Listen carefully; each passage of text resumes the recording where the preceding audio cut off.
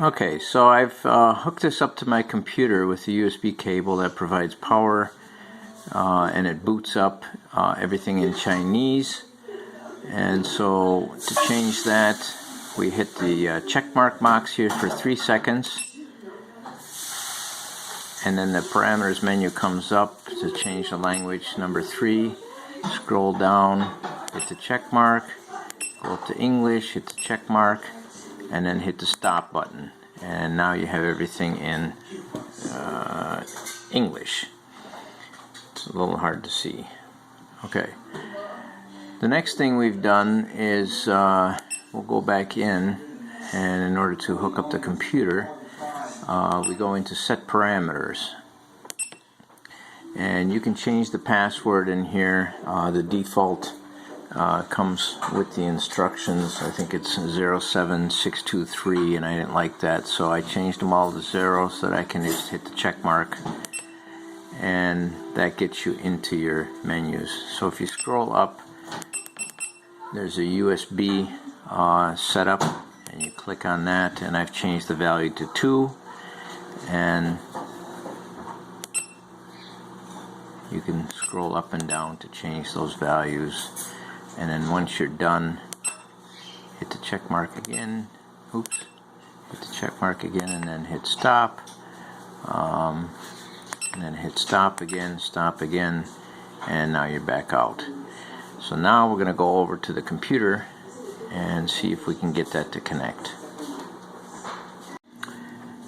Okay, so we're going to get some software to look at this controller, D62D. We go to Mebay.cn and hit enter.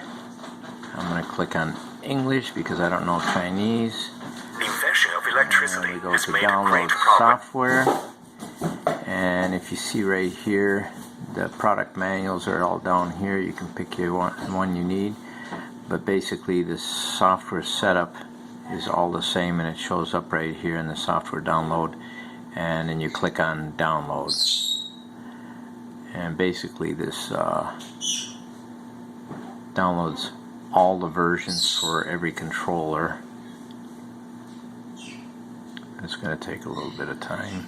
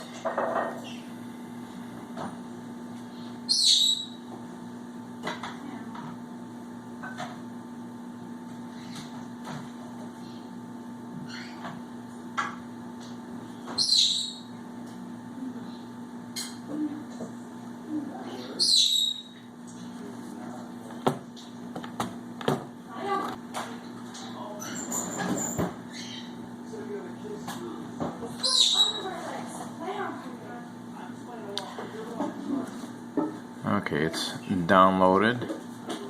Typically I open the folder and click on it.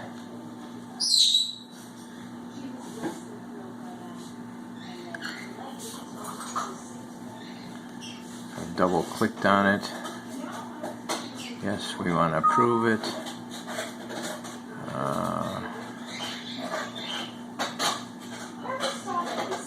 Looks like I already got it installed.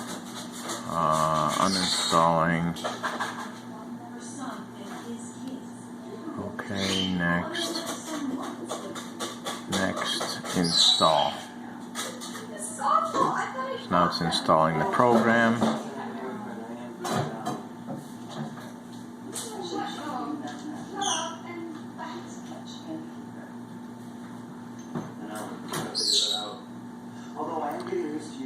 Launch Mebay. Finish. And there it is. So we click on that one. and I'm not going to enter anything in the password field. I just hit enter, and then we click on configure, read,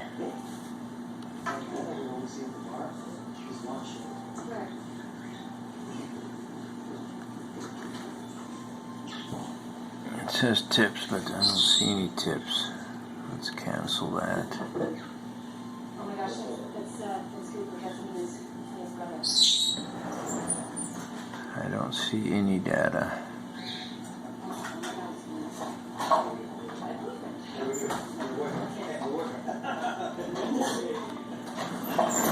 Hi.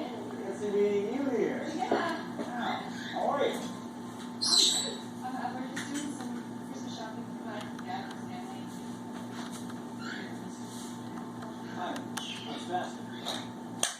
The boyfriend.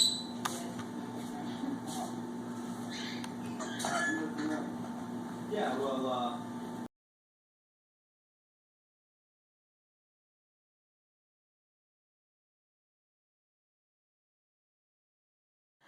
Okay, so this is the program that opens up once you download it, and it pretty much does all the different controllers, and so you make your selection for the controller that you have. So I'm going to click on that.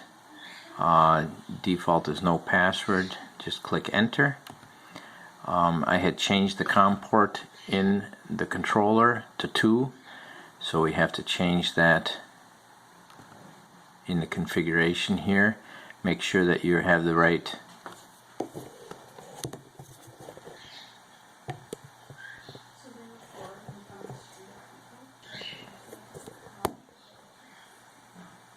well, you can see it there. Make sure that you have the right controller selected, and then the COM address, I'm going to change that to 2, and then we're going to read.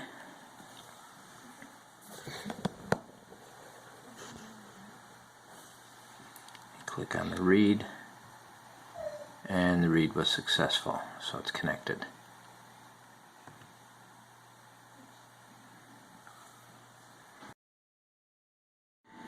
Okay, so while we're at it, I've been listening to this stupid alarm for days now. I did put some tape over it to quiet it down, but I just found out that if you hold, if you stop the alarm by just pressing it, it'll stop the alarm. But if you hold it down,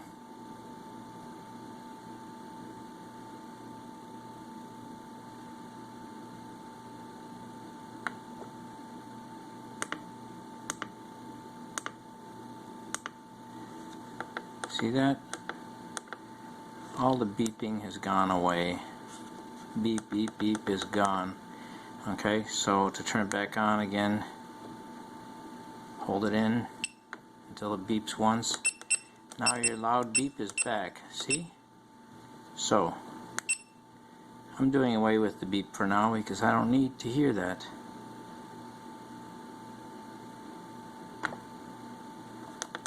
There we go. That's a handy little feature. It snowed all day today, so I wasn't going to start hooking wires up to the generator, so I'm mocking up something inside that's much nicer to work at the table here. What I've done is hook my 12 volt power supply back up again. That turns the controller on, so you're just, I mean, with the USB you only have programming capability, but with this it actually powers the unit. Then I've hooked up a power source with my, you can see back here, the black wire there for the 120 on the one line and the neutral. And then I ran another extension cord with a single wire going to the other lug, and that's my orange wire here, so that gives me the other 120. And while I was doing this, I was having all kinds of problems because it was shutting down with emergency stop. So what I've done to correct that, I don't have an e-stop switch. But if you see here, I jumpered pin 2 and 3 together, and that's the E-stop. As you can see, it's an emergency stop, and it counts down and shuts it off.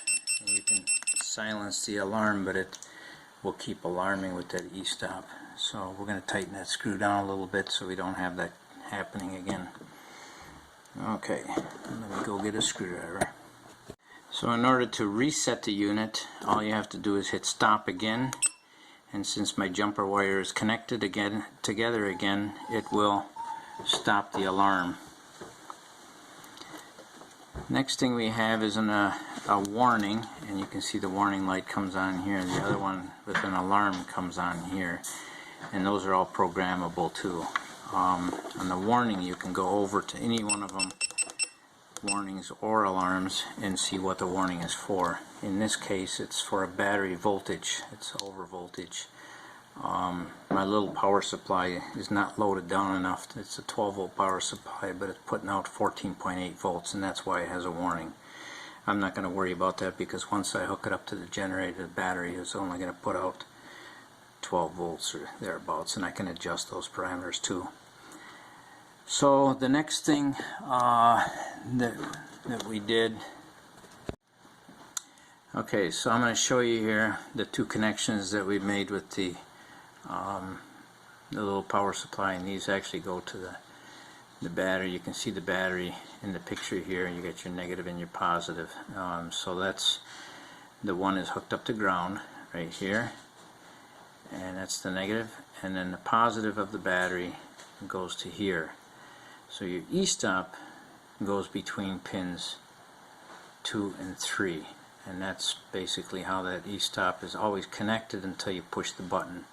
So when you push the button, that disconnects it, and it's a momentary disconnection, will shut that off. So that takes care of those three. Now the next one we have to worry about is the fuel and crank. The only other one that I have on my engine is an oil pressure switch, and that's down here is an oil pressure switch. So my engine is air cooled. It's a Kohler air cooled engine. It doesn't have all the other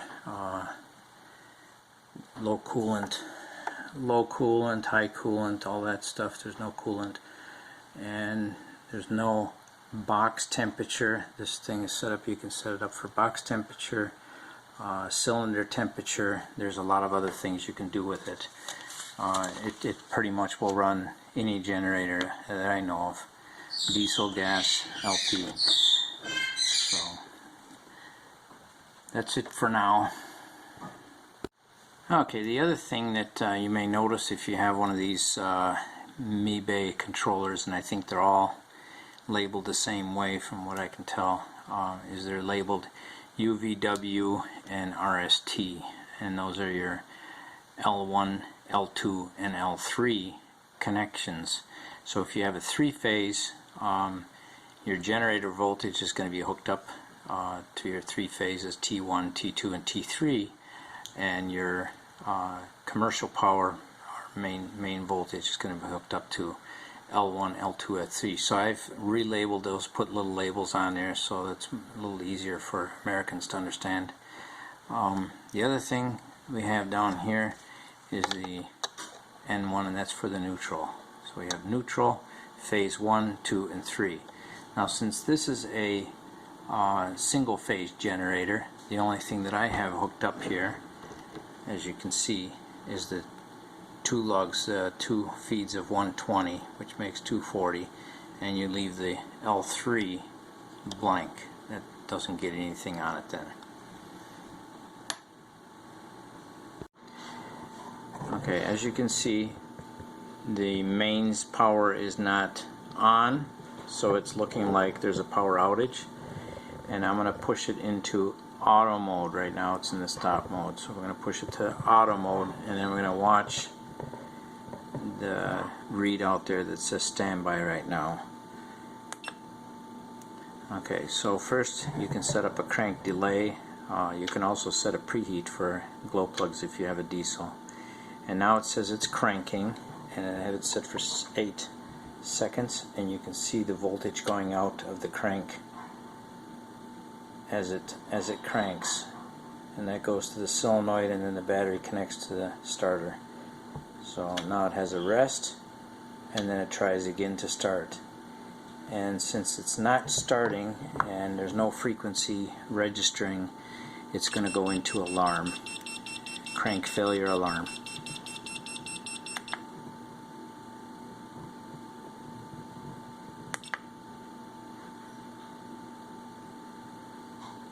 So we now know that the crank output will work on this generator with the 14 volts that my little power supply is saying. Once I hook it up to the battery, it'll say 12, and it'll go through and start it. The next thing we have to check is the fuel, and mine is not a fuel pump, it's a solenoid that turns the natural gas on, so that's what we'll check next. Okay, I have my positive lead hooked up to the fuel, pin number 4, and the negative on the ground again, and we're going to try this again with the putting it into auto. As you can see down here, there's no light on, there's no commercial power, and we're going to start that. There's the crank delay, crank ready, cranking. And now you can see on the meter here we have our 14.5 volts, and then it shuts off because no start condition. I have it set to 2 tries right now. You can change that to 5 tries or however many you need to get your engine running. And then as soon as it doesn't see the hertz on there, it does a crank failure.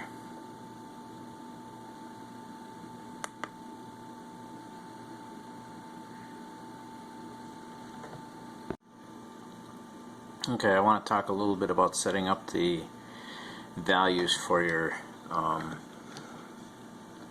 mains voltage. Let's see if I can get this to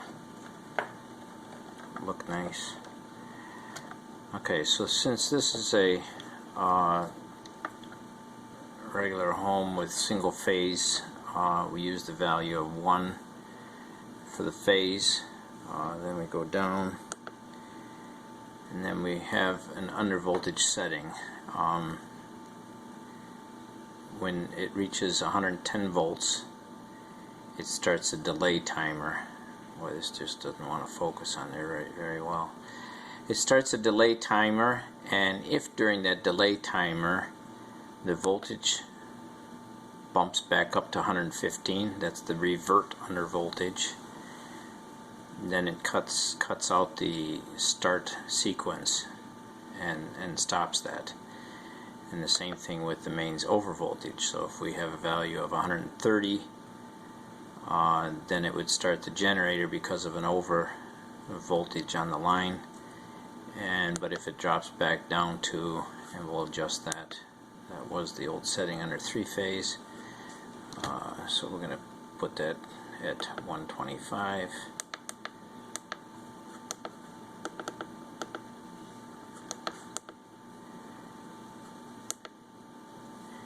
Okay, now it's set at 125. So if you have some unstable power and it bounces around and it goes out of the range, it'll start the sequence. But if it drops back down in the correct range, and you can set those parameters to where you'd like them to be, brownouts and things like that would start your generator if they remain off long enough, depending on your delay. These are your delays. Mains normal delay 15 seconds. So that's the start. Sequence starts after 15 seconds of abnormal power.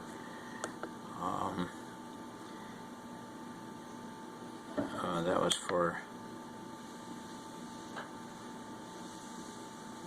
this is for the abnormal power, so there's a 5-second delay which we can change to 15 seconds.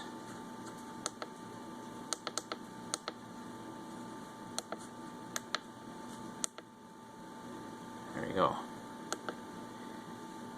So So now we have it set up, and as you can see, now that we have the correct value, our green light has come on, so we have good commercial power, and the red light there under the connect is lit. If we were on generator power, the one on top there would be lit. So I found out how many wires I needed for my mock-up. I was able to run enough wires.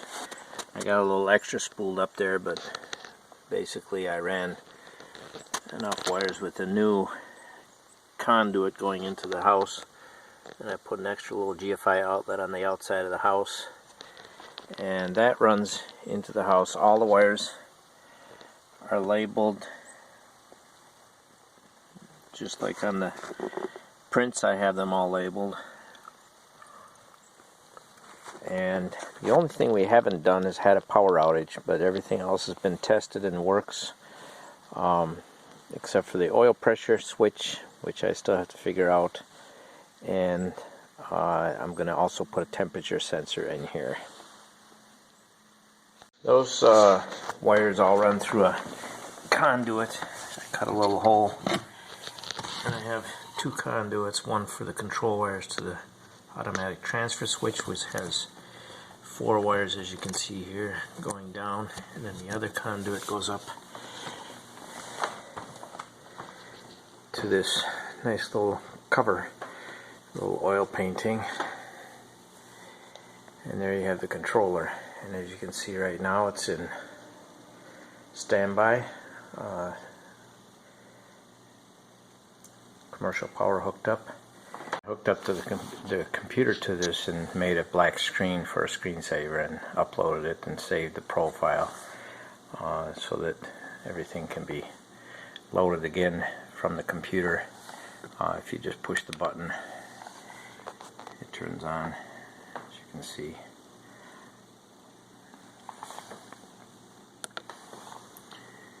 It's easier to read with the phone. You can scroll through the different menus.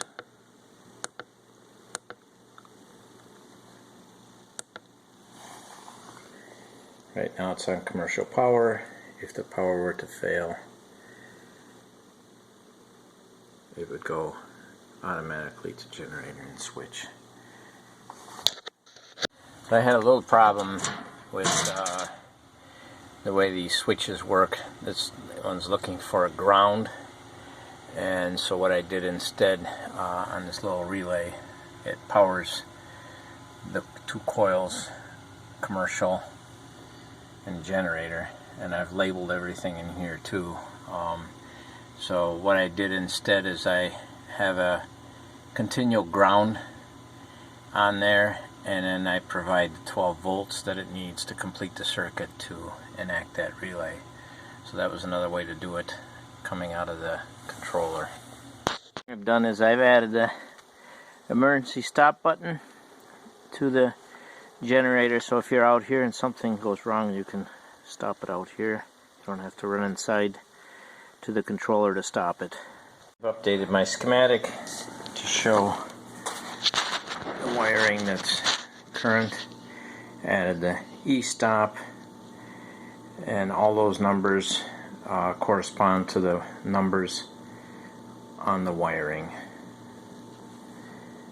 And some of this stuff has been eliminated. I haven't crossed that off yet, but that's the wiring diagram for that. And then I also have an updated wiring diagram that shows the relay there for the transfer switch. Overall, I'm quite satisfied with the controller. It does what it's supposed to do, and it was a little difficult to figure out at first, but I'm pretty happy with it. So if you have any questions, comments, leave them down below, and I'll try to answer them.